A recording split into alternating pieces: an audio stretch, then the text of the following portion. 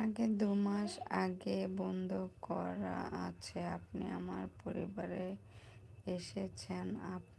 কি আর আপনি কি আর দেখি না?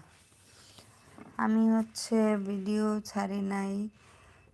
তারপরে ব্যস্ত ছিলাম। ঢাকায় ছিলাম প্রায় ২০-২৫ দিন হসপিটালে সামিহার বাবাকে নিয়ে।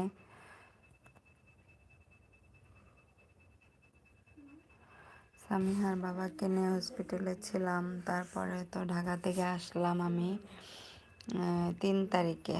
৩ তারিখে মনে হয় একটা ভিডিও ছাড়ছিলাম।